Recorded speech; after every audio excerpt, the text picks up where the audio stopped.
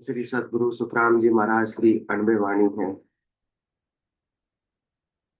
हरजस पदराग सोरठ 21 चल रहा है। इस हरजस के माध्यम से सदगुरुदेव फरमा रहे हैं, बंदा कहाँ कियो नरे होई, सिर जन हार श्याम तू विसिरियो, चाल्यो जन्म बिगोई। नर नारी यूं जगत रिजायो, कर कर सेणप सिपति, आन देव को निव निव पूजे, राम न सिमर्यो विपति। जायो कात कर्म के कारण, जूझो माया काज, स्वार्थ को नर बुरी पलोटे, परमारथ सुलाजे। किया अंध फंद बहु तेरा, सीख्यो चुप चतुराई, एक न सीख्यो राम रहीम को, जिनिया मान उपाय। अज्ञान ज्ञान कोरड़ा मारेगा, वो तर बहुल्यावी, कह सुख राम भूत जो मन वो, डाला पान बतावे, ओ बंदा कहा कियो नरे होई। सदगुरुदेव फरमा रहे हैं समस्त नरों नारियों से कि तुमने मनुष्य देह पाकर क्या किया, क्या करने के लिए आए थे। मनुष्य देह का मुख्य उद्देश्य परमात्मा पद की प्राप्ति करना है, सद्बुद्धि से सुमरन करके। यदि ये काम तुमने कर लिया तो मिलता देखो सार्थक कर लिया। जितने साल आपने बिताए वो आपके परमात्मा के लेके लग गए। आपका हर दिन जन्मदिन आता है और परमात्मा की बिना वो हर दिन जन्मदिन क्या बन जाता है, व्यर्थ दिन बन जाता है। यदि वास्तव में आपने भक्ति की तो जन्मदिन मनाना भी आपका सार्थक है, सफल है। नहीं तो फालतू का बेकार है, आडंबर है, प्रपंच है, पाखंड है। इसमें आपको कुछ प्राप्त होने वाला नहीं, उल्टा आपने एक साल और कमा दिया है। एक साल आपका रेत में मिल गया है। इसलिए बंदा कहाँ कियो नर होई, सिरजनहार श्याम तू बिसर्यो। पूरे संसार को तो याद रखा अपन ने, और जिनको याद रखना था ऐसे सृष्टिकर्ता परमात्मा को, ऐसे राम जी को, उनको तो याद कभी किया ही नहीं। कल भी बात की थी, सुबह से लेकर शाम तक राम जी सोचते अब भी याद करेगा मेरा बंदा मुझे, अब याद करेगा, परंतु बंदे को तो समय मिलता ही नहीं। क्योंकि दूसरों को याद करने से फुर्सत मिले तो राम जी को याद करेगा। इसलिए आनो राम बराबर कहिए, ये तो बात बने नहीं भाई। वैश्य का पुत्र कहे पिता किसको, जानत है सब लोग लुगाई, आन तज बिन राम मिले। जब तक दूसरों को याद करते रहोगे, राम जी को याद कैसे करोगे। इसलिए आन तजे बिन राम मिले नहीं, याद तो एक को ही करना पड़ेगा।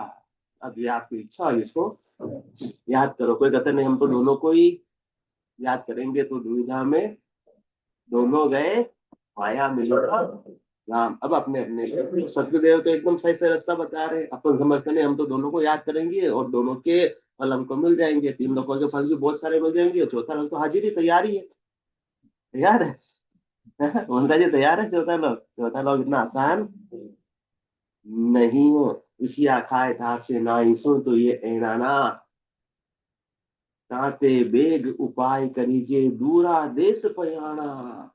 बहुत दूर देश को प्रस्थान करना है, चौथा लोक वो नजदीक नहीं है। सारे विश्व के सुख, तीन लोगों की फलों की आसक्ति जिस दिन समाप्त हो जाएगी तब जाकर चौथा लोक आएगा, बाकी तो आने वाला नहीं है। इसलिए सिरजनहार श्याम तू बिसरियो, चाल्यो जन्म बिगोई। पूरा जन्म एक करते जा रहे, हर साल जन्म आता, समझ लो कि घर में आ गया। इसलिए 40वां बर्थडे है तो समझ लो कि 40 साल तो चाल्यो जन्म बिगोई। किसी का 60वां है? समझ लो कि क्या, चाल्यो जन्म बिगोई। हर दिन जन्मदिन को कैसे मनाना है, सदगुरुदेव की इस साख को याद करके बनाना है कि आज अपना जन्मदिन है। तो अब क्या कर लिया अपन ने इतने साल, चालियो जन्म भिगोई। इस मिनका देव को बेकार करके 40 साल निकाल दिए, 45 साल निकाल दिए, 50 साल निकाल दिए, 60 साल निकाल दिए। अब तो इस मिनका देव को छोड़कर जा ही रहे हैं, और वापस से निर्दयी मिलने वाली नहीं। बार बार निर्दयी नहीं, कर लो अपनों काज, जन सुखिया जीवरी। हमारा सतगुरु जी ने लाज। तो अपने को बेकार करके जाना है या सार्थक करके जाना है, राम जी को याद करना है या संसार को याद करना है। हम्म?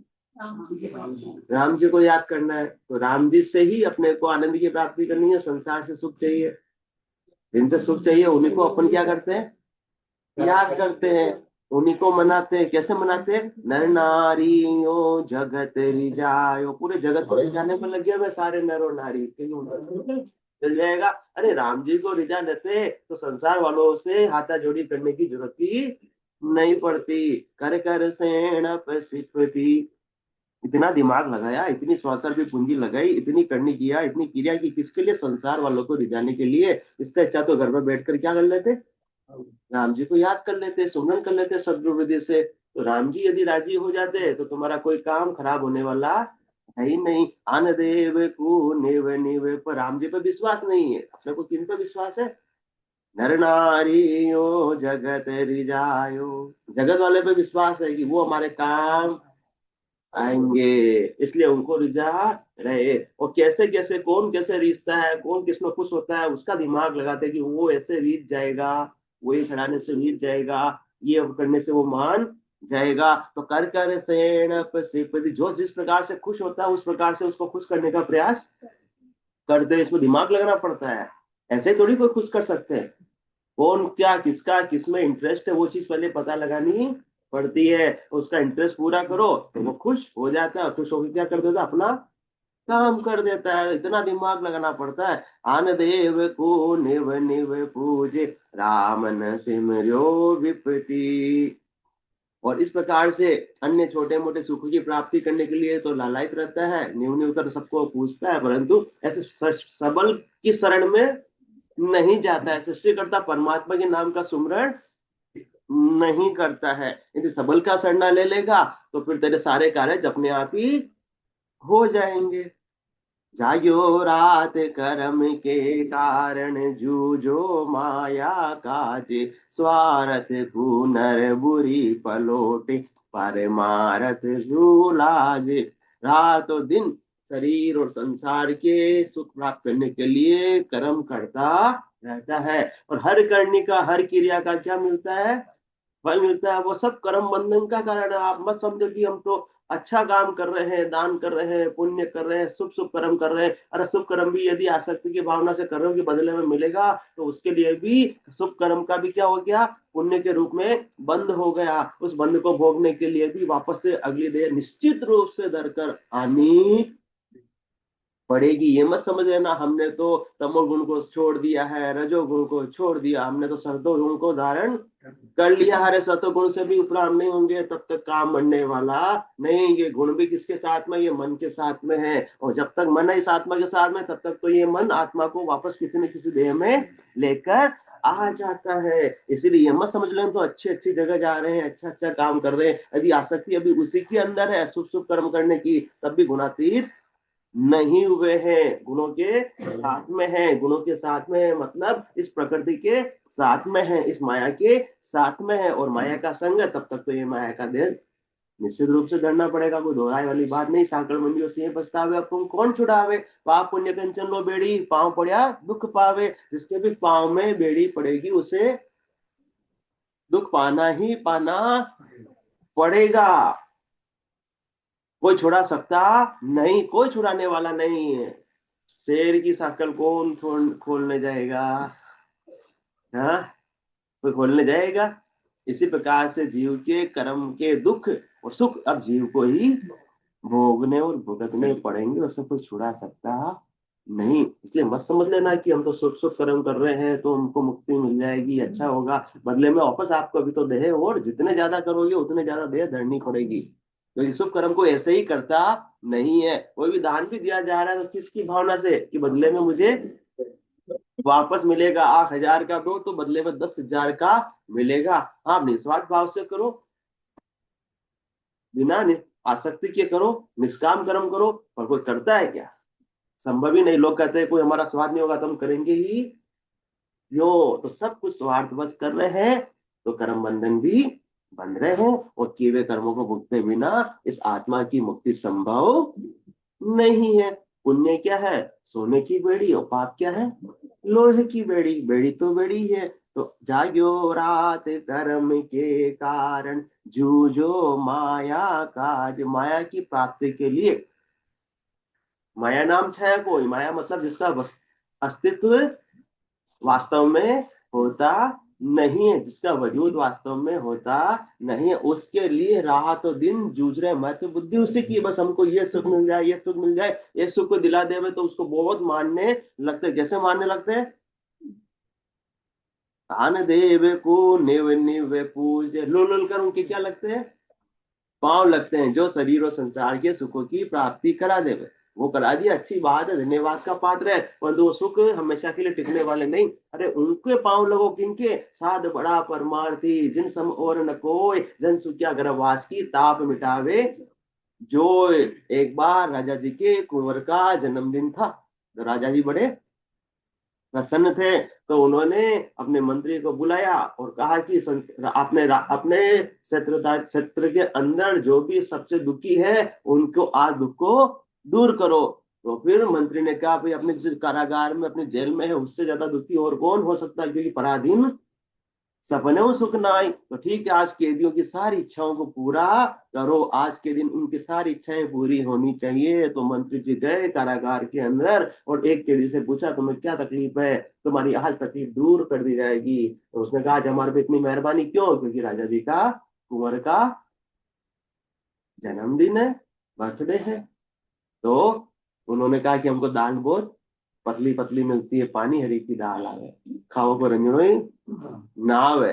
तो उसके लिए आदेश दे दिया है कि आज से ही दाल जाड़ी जाड़ी इस कैदी को मिलनी चाहिए। दूसरे कैदी से पूछा गया, तो हमारे तो रोटी आती है एकदम सूखी सूखी आती है, बिना घी लगे हुए आती है। तो उसके आदेश दिया दिया कि अब आज से इसको चिकनी चुपड़ी घी की रोटी खिलाई जाए।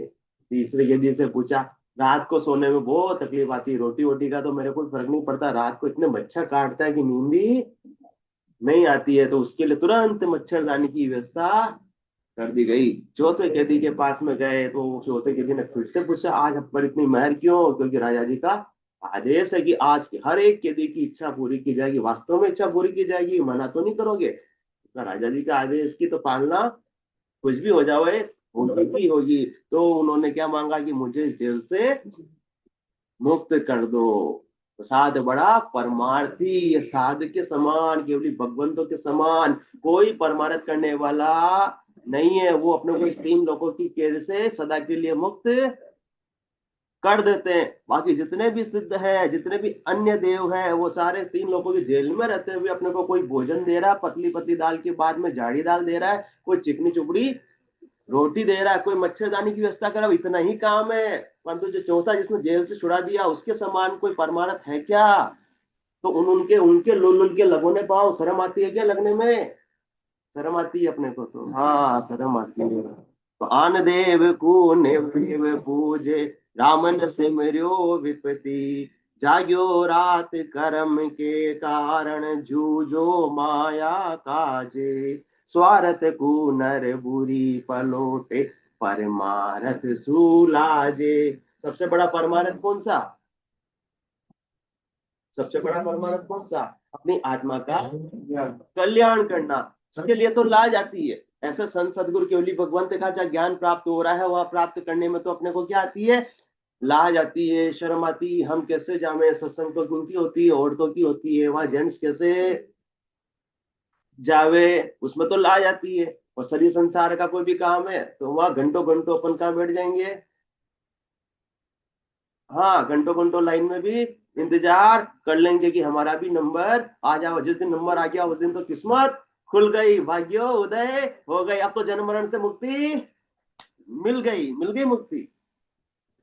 नहीं मिली, वो मिलने वाली नहीं है। तो क्या किया? स्वार्थ, स्वार्थ बस शरीर संसार के सुखों का उपाय कर रहे हैं। उसके लिए जितने भी एन केन प्रकार, साम दाम दंड भेद, स्वार्थ कुनर बुरी पलोटे, किसी भी प्रकार से अपन स्वार्थ पूर्ति में लगे हुए हैं, अच्छा हो चाहे बुरा हो।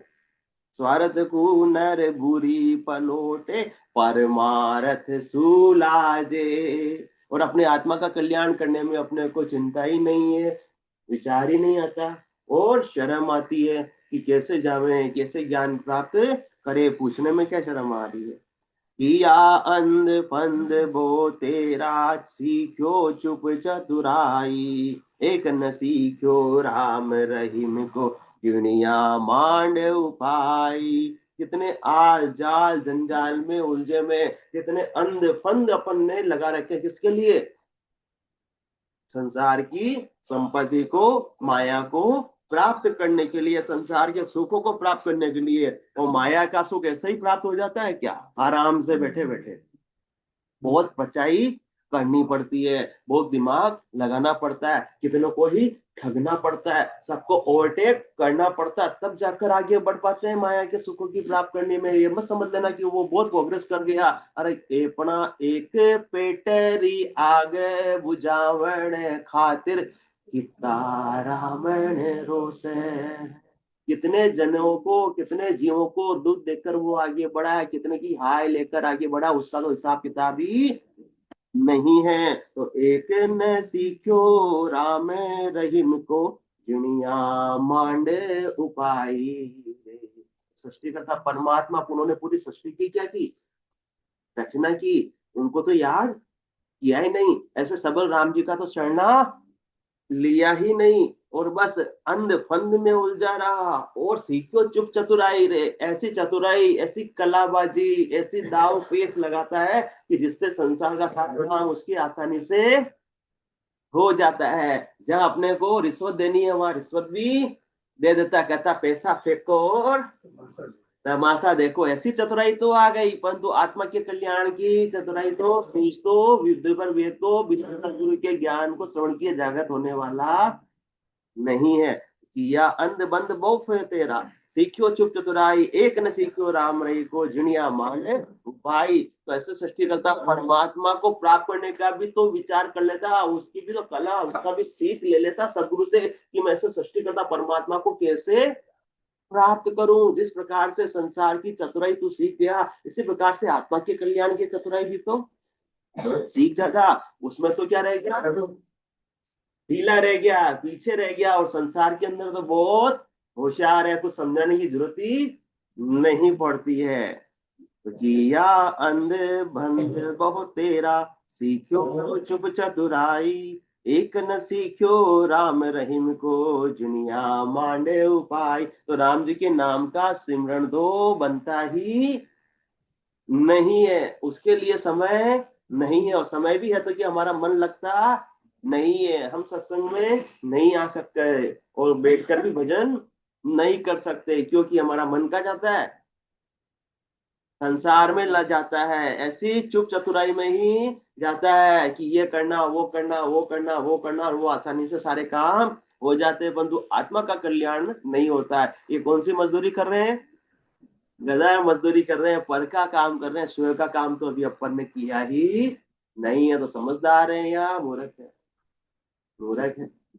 सदगुरुदेव तो कह रहे हैं मैं सबको समझाता हूँ, पर वो मानते ही नहीं है। यदि मैं शरीर संसार के सुख देने लगूं, सदगुरुदेव फरमाते हैं, तो लाइन लग जावे मेरे यहाँ पर, परंतु ये काम मेरा नहीं। आ सदगुरु की पारखा, सुन जो चित्ते कान, केवल बिन सुखराम के भजन दूजो आण। मेरा तो एक ही उद्देश्य है, केवल पद आनंद पद की प्राप्ति का ज्ञान देकर केवल पद आनंद पद प्राप्त करवाना, मुझे अन्य से कोई लेना देना नहीं है। एक न सीखो राम रहीम को, जिनिया मांडे उपाई रे, जिनिया मांडे उपाई रे। अब अपने को क्या सीखना है? संसार की चुप चतुराई तो बहुत सीख ली, अब और कितना सीखेंगे?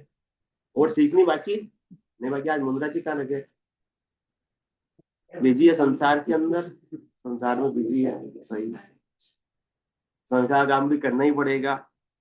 तो एक न सीखो राम रहीम को, जिनिया मांडे उपाय। ऐसा सृष्टिकर्ता परमात्मा के सुमरण के अलावा तुम्हारी सब चुप चतुराई बेकार है, व्यर्थ है, धूल में मिट जाने वाली है। क्योंकि इस चुप चतुराई से जो भी आप प्राप्त कर लोगे, उससे जमराज आपको छोड़ने वाला जबरांटी जी नहीं है। हरिजन ज्ञान कोरडा मारे, तब उत्तर बहो ल्यावे रे, कह सुख राम भूत जो मन वो, डाला पाने बतावे रे, डाला पाने बतावे रे। संत सदगुरु केवली भगवान तो अपने आत्मा की कल्याण की बात हमको बताते, अभी बात की साथ बड़ा परमार्थ इन सब और को जन स्वीया गर्भास की ताप मिटावे जो। हाँ, सदगुरु की पार का सुन जो चिद्दे कान, सदगुरु में और हदगुरु का फर्क समझ लो कि केवल बिन सुखराम के भजन दूजो। हाँ, हदगुरु संसार की बात करेंगे, आप ये कर लो तो ऐसे हो जाएगा, ये कर लो तो ऐसे हो जाएगा, वो कर लो तो ऐसे हो जाएगा, और सदगुरु ऐसी बात करते ही नहीं। वो तो बस एक आत्मा को परमात्मा में मिलाने के अलावा तीसरी कोई बात करते ही नहीं है। तो ऐसे जो संत सदगुरु केवली भगवंत है, वो अपने को क्या प्रेरणा देते हैं कि वो संसार की आसक्ति में गिरता में तुमने अपनी स्वास्थ्य पूंजी को गंवा दिया, अब ये पूंजी को तुम परमात्मा के सुमरन के लेखे लगाओ। तो वो क्या समझाते हैं, हरिजन ज्ञान कोरेड़ा मारे। वो ज्ञान के क्या मारते हैं, कोड़े मारते हैं, क्योंकि नसलडे हैं, लातों के भूत अपन बातों से नहीं मानते हैं। धर्मराज के दरबार में भी हामिल भर के आए थे, पूरी हाँ भर के आए थे, वादा करके आए थे, तब जाके धर्मराज ने अपने को कहाँ भेजा, नरदेही में भेजा, इस भरतखंड में भेजा, परंतु जाते जाते समझा कर भेजा था, क्योंकि वो जीव का स्वभाव जानते हैं। गिरगिट में जितने रंग नहीं बदलता उतना ये मनुष्य रंग, शर्मा जी, हाँ बदलता है। शर्मा जी ना बढ़ती मतलब बात पक्की है, एक्सपीरियंस होल्डर है भाई। ऐसे थोड़ी बाल सफेद की है, हा? ऐसे थोड़ी बाल काले ही है, तो नेचुरल काले या डाई वाले काले, पूछो तो जरा थोड़े से। साचे काले या झूठे काले, झूठे ही काले हैं। उनको लगता है कि संसार वाले संसारी झूठा है तो काले कर लूंगा तो क्या होगा, संसार वाले मेरे पर रीझ जाएंगे। नर नारियों जगत रिजाए, ये भी जगत को रिझाने का ही उपाय, इसे परमात्मा थोड़ी रीझने वाले। परमात्मा तो तुम्हारे धोले बालों को भी पसंद कर लेंगे यदि, क्योंकि वो तो भाव का भोजन सर्व रसाला, वो तो भाव के भूखे हैं, तुम्हारे शरीर के रंग रूप वर्ण के भूखे नहीं है। तो अपन किसको रिझाने का उपाय कर रहे हैं, बालों को काला कराकर संसार को, क्योंकि मैं तो बुद्धि किस में है, संसार में है। परमात्मा में होती तो परमात्मा को रिझाने का प्रयास करते हो। परमात्मा किससे रिश्ते, उनके नाम के सुमरन से, और उनको बदले में कुछ भी, कोई बाहर की वस्तु, बाहर की सामग्री, इवन की माला तक भी उनको नहीं चाहिए। वो कहते हैं जो है जो सब किसका है, मेरा ही है, तो मेरी ही चीज मेरे पे चढ़ा दोगे तो कोई बड़ी वाली बात नहीं करोगे।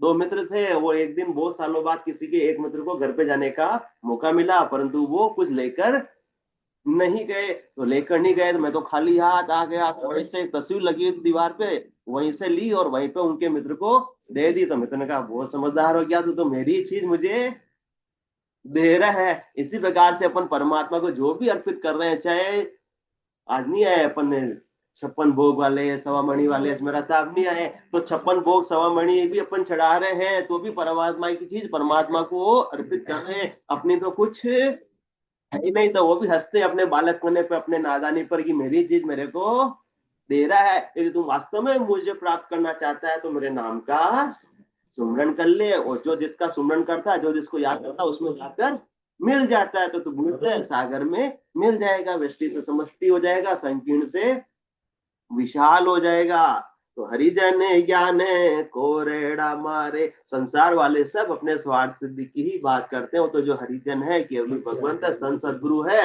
वो अपने को आत्मा के कल्याण की बात बताते हैं निस्वार्थ भाव से। किसकी भावना से, निस्वार्थ भाव से, उनके कोई बदले में स्वार्थ नहीं है। वो तो कहते हैं मैं परमारथ के काज उचारू, भूला गिल बताऊं, तू ही करे भुगसी, तू ही ताते समझ रही है, मेरा तो कोई स्वार्थ है नहीं। इसलिए वो खरी खरी बात बोल देते हैं। जिसको स्वार्थ होता है वो कभी खरी बात बोलता नहीं है, ये भी पहचान कर लेना। कोई खरी बात बोल रहा है, लग रहा है कि खरी खरी क्यों बोल रहे हैं, क्योंकि उनका कोई स्वार्थ नहीं है। इसलिए सदगुरु क्या, अगम देश का सदगुरु यदि शब्दा मार मचावे, सूता हंस सुन सुन जागे ते सदगुरु पद पावे। ऐसे सदगुरु के शब्द हृदय में तीर के समान लगते हैं, और आत्मा की सोई हुई चेतनता जागृत हो जाती है। तब उसको भान होता है कि मैं क्या करने के लिए आई थी और क्या कर बैठी। तो जैसे जो आत्मा की सोई हुई चेतनता जिसके सदगुरु के अणबे के वचनों को सुनकर जाग जाती है, वो तो सदगुरुदेव को दिन दिन दिन दिन करते हुए थकती ही नहीं कि ये मुझे नई जगह दे तो ये मेरा कीमती निर्दयी मिनका दे में ऐसे ही खोकर चली जाती। वो तो कहती वाह गुरा की इमृत वाणी मरतक जीव जीवाया, ओ ये सर जीत राम कह बोलिया सब सरवणाया। वह गुरा की इमृत वाणी धन्य है, उसका तो वर्णन करने में बनता ही नहीं है कि मरतक जीव जीवाया। शरीर तो जिंदा थी परंतु उसको उद्देश्य का भान ही नहीं था। आत्मा मरी हुई थी परंतु आत्मा चेतन हो गई, और आत्मा को तो क्या चाहिए, शरीर संसार नहीं, उसको तो परमात्मा में मिलना है, परमात्मा पद की प्राप्ति करनी है। उसी दिन से वो धारोधार सिमरन में लग जाती है। यूं जग नींद शिष्य जब उठिया सुन सतगुरु की बाणी, माया मोह भरम की रजनी सूता सकल बिलाणी। माया को भरम की रजनी में फिर वो वापस से सोता नहीं है। यूं जग नींद शिष्य जब उठिया सुन सतगुरु की वाणी, बिना संत सदगुरु केवली भगवंतों के अणमे के वचनों को श्रवण किए बिना ये जीव माया मोह भरम की रजनी में ही सोता का सोता अपने कीमती निर्दयी को खोकर चला जाता है। परंतु एक बार जब ऐसी वाणी को सुनकर चेतन हो जाता है तो वो फिर वापस से सोता नहीं है। अब तो उसको ललक लग जाती है कि बस मुझे इसी देश से परम पद की प्राप्ति करनी है, मुझे मेरी मंजिल को प्राप्त करना है। मंजिल को प्राप्त करेंगे, जो सदगुरुदेव ने अपने को रास्ता बताया उसी मार्ग पर चलते रहेंगे तो इसी देश से मंजिल आ जाएगी। और कभी इधर कभी उधर चले गए उबड़ खाबड़ रस्तों में माया की प्राप्ति के लिए तो मंजिल आने में बहुत देर हो जाएगी, और ये सांझ जीवन की संध्या उससे पहले ही आ जाएगी। इसलिए कह गए दास संग्राम बढ़ गले गालो घोड़ा, भजन करो भरपूर रहा दिन बाकी थोड़ा, रहा दिन बाकी थोड़ा कद पहुंचोला ठेठ, अध बीच में बास पड़ियो तो पड़ोला किमरा पेट, पड़ोला किमरा पेट पड़ेला भारी फोड़ा, क्या गए दास संग्राम बढ़ गले गालो घोड़ा। तो एक लक्ष्य है अपना परम भक्त, तो मंजिल कर एक लक्ष्य के लिए रास्ता भी एक सीध में अपने को चलना है, जो सदगुरुदेव ने अपने को फोर लेन बताई है। कभी ऊबड़ खाबड़ उस माया की प्राप्ति के लिए चले गए, फिर वापस से हाईवे पे आ गए, फिर वापस से गांव के जंगल में चले गए माया की प्राप्ति के लिए, संसार की सुख के लिए, फिर वापस से आ गए। तो इतने समय में तो अपना कितना ही समय व्यर्थ हो गया।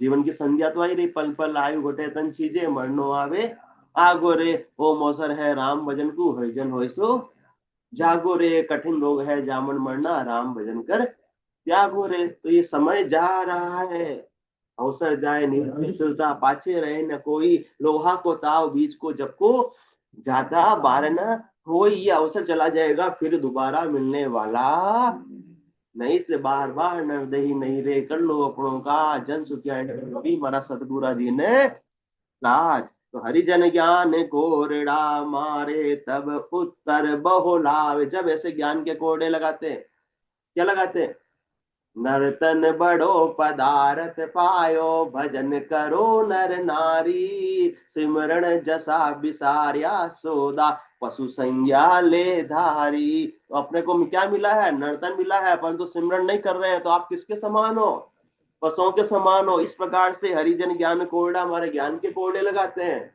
डांट लगाते हैं, फटकार लगाते हैं, उनका कोई स्वार्थ नहीं है। जो मान लेता है उनकी डांट को स्वीकार कर लेता है और उनके ज्ञान को स्वीकार कर लेता है, वो तो आनंद में अवस्थित हो जाता है, वो विधि को धारण कर लेता है तो वो निज नाम प्राप्त हो जाता है, और निज नाम के माध्यम से पूरब के छह पश्चिम के छह फलों का छेदन करती हुई आत्मा जीते आनंद पद की वासी बन जाती है। परंतु वो जो उनकी डांट को बुरा मान जाता है तो वापस से वो फिर आ सकता नहीं आ सकता है। तो ऐसे दुर्लभ ज्ञान से वंचित रह जाता है। माता पिता भी बच्चे को डांटते हैं तो किसके लिए, अपने स्वार्थ के लिए या बच्चे की भलाई के लिए, बच्चे की भलाई के लिए। इसी प्रकार से संत सदगुरु केवली भगवंत अपने को हरिजन ज्ञान कोरड़ा मारे, परंतु वो तो इतना अच्छा काम कर रहे हैं, परंतु अपन क्या करते हैं, तब उत्तर बहुल्यावे। अब क्या करते हैं उस समय, उत्तर बहुत सारे ले आते हैं। कौन से उत्तर, एक्सक्यूज, बहाने।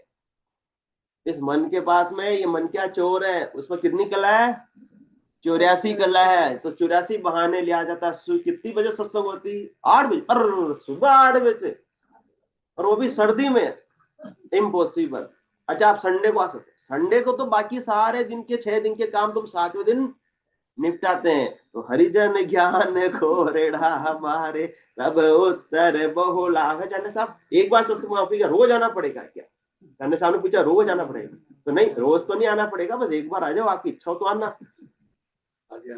आगे आपकी मर्जी। तब उत्तर बहुलावे, उस समय बहुत सारे उत्तर ले आता है, हमारे ये काम, हमारे काम। उस समय हमारे पानी आता है, 8:30 बजे पानी आता है, काम वाली आती है, सारे काम उस समय याद आते हैं। दिन में भले आराम कर लेंगे बैठकर, पर सत्संग के टाइम पे सारे काम याद आते हैं कि उस काम को तो हम उस समय पर तो छोड़ सकते हैं नहीं। तो अपनी मत बुद्धि किसमें? आन देव को निव निव पूजे राम न सिमरियो विपद। जो बड़ी विपता लगी हुई है जन्म मरण की, उसको मिटाने की तो घर की सफाई की विपता जरूरी है, वो साफ सफाई होना चाहिए। दो लोग आ जाएंगे तो क्या कहेंगे लोग? तो अंतिम समय में यही कहेंगे कि राम नाम सत्य है और सत्य बोलिया सत्य। बस इतनी सी बात कहेंगे, इससे ज्यादा कुछ कहने वाले नहीं। पर वो जो कहेंगे उस समय तुम सुनने वाले कोई नहीं। तो हरिजन ज्ञान कोरडा मारे तब उत्तर बहुल्यावे। अनेक प्रकार के लोग बहाने बनाते हैं, कोई व्यवसाय का बहाना बनाता है, कोई कहता है अभी तो हमारे खेलने खाने की उम्र है, अभी तो एंजॉय करने की उम्र, हाँ बुढ़ापे में हम भक्ति करेंगे। बुढ़ापा किसने देखा? एक कदम तो उठे गयो दूजो गुण जाने उठे पावे माटी रिया काया के माटी में मिले जावे।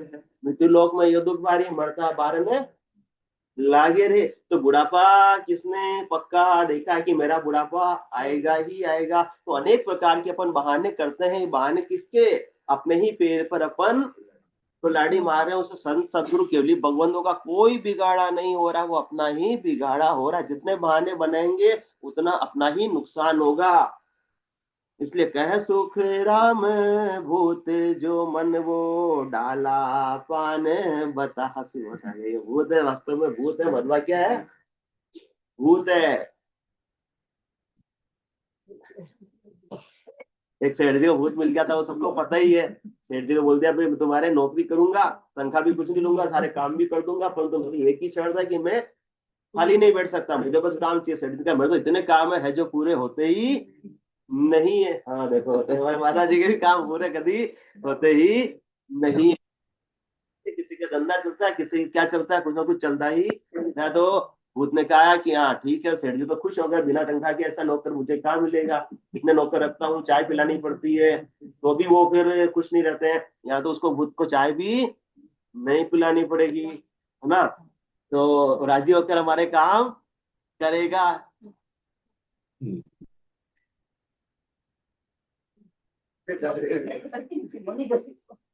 अरे सबके सहारे सबके पास में है, पहले से ही है ये मशहूर भी भूत। तो फिर वो तो उसने भूत ने तो सारा काम एक पल में कर दिया। तो आफत आ गई सेठ जी की, अब और नया नया क्या काम बताऊं? तो इंसान के काम की तो लिमिट होती है, वो जैसे स्पीड से करेगा वो तो ठहरा भूत, एक पल के अंदर सारे काम निपटा देता है जादू से, माया से। वो तब आफत आ गई कि मेरी जान को जोखिम हो गई। तो संत सदगुरु केवली भगवंतों के पास में गए, जो गांव के बाहर कुटिया बना कर रहते थे। वो तो उनसे वैसी बात बताई, तो उन्होंने कहा कि उसको भूत को बोलो कि तुम्हारे घर पे जो खंबा है उस पर चढ़ और उतर और चढ़ और उतर, जब तक दूसरा काम नहीं बताऊंगा। इसी प्रकार से मनवा क्या है?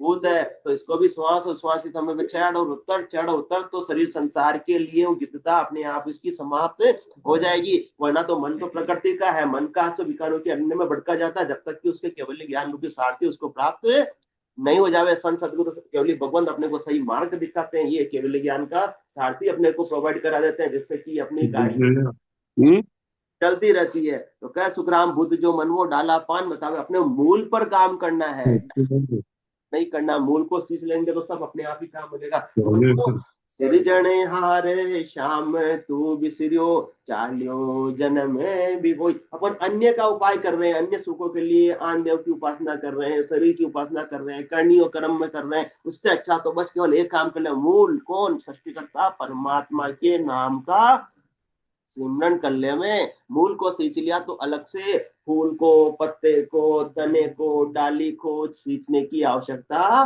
नहीं पड़ेगी। और ऐसे सृष्टिकर्ता परमात्मा के नाम का सुमरण कर लिया, मूल को सींच लिया, तो ऐसा अमर फल प्राप्त होगा कि पाया संत अमर होए बैठा, बहुर न जन्म मरना, कै सुख राम परम पद पहुंचे, सो पछतावा करना। संसार के पछतावे आज से छोड़ दो, अन्य के पछतावे आज से छोड़ दो, और परम पद का पछतावा कर लो, तो इसी देह से परम पद प्राप्त हो जाएगा। बोलो राम सदगुरु देव जी महाराज ने धन्य हो, धन्य हो। परम दयाल सदगुरु सुखराम जी महाराज ने धन्य हो, धन्य हो। अनंत श्री सदगुरु सुखराम जी महाराज के ज्ञान ससुरु भगवान ने धन्य हो, धन्य हो। केवली भगवंता ने धन्य हो, धन्य हो। जीवा तारण जहाज ने धन्य हो, धन्य हो। मोक्ष के मालिका ने धन्य हो, अनंत कोटि संतान ने धन्य हो। राम राम सभा में राम राम राम राम।